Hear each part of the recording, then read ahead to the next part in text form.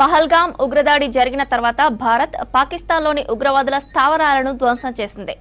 Operation Sindoor పేరుతో 9 చోట్ల air strikes చేసింది. ఇండియన్ ఫ్లైట్స్ ను పాకిస్తాన్ గుర్తించలేని స్థితిలో ఉందన్నారు మాజీ air force captain Rajendra Prasad. భారత అటాక్ ను పాక్ ఏమాత్రం ఊహించలేదన్నారు. ఈ దాడి భారత్ భూభాగం నుండి చేశామంటున్న రాజేంద్ర ప్రసాద్ తో అనిల్ ఫేస్ టు ఫేస్.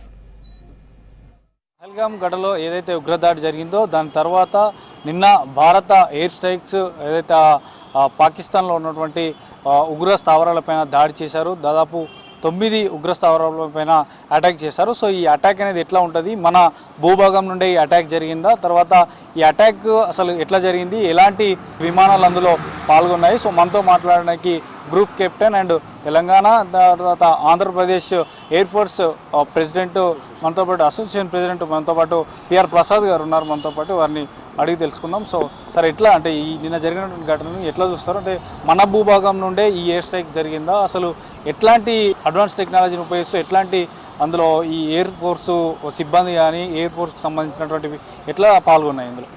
అంటే మన పాకిస్తాన్ మన దేశం మీద గత 40 సంవత్సరాల నుంచి ప్రాక్సీ వార్ని చేస్తూ ఉందండి. ఈ ప్రాక్సీ వార్ అంటే అన్కన్వెన్షనల్ యుద్ధం అనమాట, అసహజ యుద్ధం అనమాట.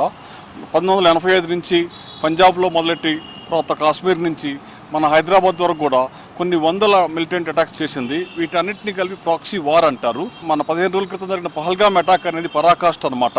మన ఆడపడుచుల ముందు వాళ్ళ భర్తల్ని చంపేసి నుదుటి సింధూరాన్ని తొలగించారు.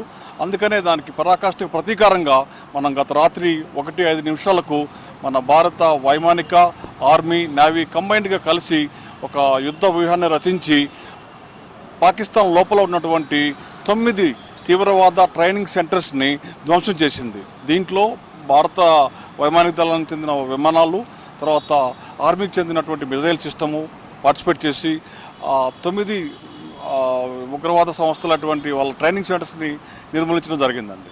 అంటే మన భూభాగం నుండే ఈ అటాక్ జరిగిందా, వారి భూభాగంలోకి వెళ్ళామా? వారి భూభాగంలోకి వెళ్తే కనుక అక్కడ ఉన్నటువంటి పాకిస్తాన్కి సంబంధించినటువంటి రాడార్ సిస్టమ్ కానీ, అక్కడ ఉన్నటువంటి ఎయిర్ ఫోర్స్ కానీ, అక్కడ ఉన్నటువంటి ఏదైనా త్రివిధ దళాలకు సంబంధించి మనం ఈ వెళ్ళినటువంటి అటాక్ జరిగినటువంటి గుర్తించలేకపోయిందా?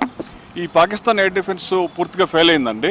గత రాత్రి మనము మన సరిహద్దు నుంచే మన విమానాలు దాటి వాళ్ళ స్థావరాల మీదకి వెళ్ళి శత్రు స్థావరాల మీదకి. ఈ బావాల్పూర్ అనేది మన పంజాబ్లో ఉంది. పంజాబ్ అంటే మన దేశంలో కాదు, పాకిస్తాన్లో ఉన్న పంజాబ్ రాష్ట్రంలో ఉంది. అది మనకి 230 కిలోమీటర్ల దూరంలో ఉందన్నమాట. ఈ బావాల్పూర్లో మసూద్ అజార్ అనే జైషే మహమ్మద్ టెర్రరిస్ట్ అధినేత ఉంటాడు. అతని టెర్రరిస్టు సంబంధించినటువంటి ట్రైనింగ్ సెంటర్స్, మదర్సాలు అక్కడ ఉన్నాయి. దాని మీద దాడి చేసాము. అలాగే పాకిస్తాన్ ఆక్యుపైడ్ కాశ్మీర్లో ఉన్నటువంటి స్థావరాల మీద కూడా మనం దాడి చేసాము. లష్కర్ తేబా, జైషే మహమ్మద్ సంబంధించిన ఇతర స్థావరాల మీద కూడా మన భూభాగం నుంచి దాడి చేసాము. మిజైల్స్ కూడా మన భూభాగం నుంచి వెళ్ళినాయి, విమానాలు మాత్రం పైనుంచి వెళ్ళినాయండి, అంటే క్రాస్ చేసే వెళ్ళవలసింది. అంటే ఇక్కడ నుంచి వెళ్ళినప్పుడు వారిని గ్రహించే, అంటే మన నుంచి వెళ్ళినప్పుడు విమానాలు కానీ వాళ్ళకి గ్రహించేటువంటి ఆ విమానాలు భారతదేశం వైపు నుండి వస్తున్నాయటువంటి గ్రహించేటువంటి వారికి అంత టెక్నాలజీ లేదా, గుర్తించలేకపోయిందా? వాళ్ళ దగ్గర ఉన్న చైనీస్ మేడ్ రెడార్స్ ఉన్నాయండి, ఎయిర్ డిఫెన్స్ రెడార్స్. అవి ఫెయిల్ అయినట్టున్నాయి. లేకపోతే ఏవి మన వాటిని, మన విమానాలను కానీ మిజైల్స్ని కానీ గుర్తించలేకపోయినాయి, పసిగట్టలేకపోయినాయి, వాటిని నిరోధించలేకపోయినాయి. కాబట్టి వాళ్ళ ఒక రెడార్ వ్యవస్థ నిద్రావస్థలో ఉంది. దానికి మనం విజయం సాధించాం. అందుకే అంటే మళ్ళీ పాక్ ఏమైనా మనపైన మళ్ళీ దాడి చేసేటువంటి అవకాశం ఉంటుందా? పాక్ ప్రస్తుత పరిస్థితుల్లో మన మీద దాడి చేయాలంటే 100 సార్లు ఆలోచించుకోవాలండి. ఎందుకంటే పాకిస్తాన్ దగ్గర ఉన్నటువంటి ఫారిన్ రిజర్వ్ అనేది $7 బిలియన్ మాత్రమే ఉంది.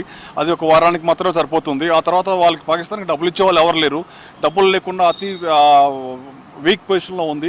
అలాగే వెస్టర్న్ బార్డర్ ఆఫ్ పాకిస్తాన్ అయితే బలూచిస్తాన్ ఉందో, అక్కడ బలూచ్ లిబరేషన్ ఫ్రంట్ దాడి చేసి బలూచ్ని స్వాధీనం చేసుకుందామని చూస్తున్నాయి. అవి బలూచ్ని కానీ విడగొట్టేస్తే పాకిస్తాన్లో ఉన్న 40% భూభాగం వెళ్ళిపోతుంది. పాకిస్తాన్ చాలా వీక్ పొజిషన్లో ఉంది. కాబట్టి మన మీద దాడి చేయడానికి 100 సార్లు ఆలోచించాలి. ఎందుకంటే యుద్ధంలోకి వచ్చిందంటే డబ్బులు లేవు, డబ్బులు ఇచ్చే దేశాలు కూడా లేవు. పాక్ మళ్ళీ భారత్ పైన దాడి చేసే అవకాశం ఉండకపోవచ్చు.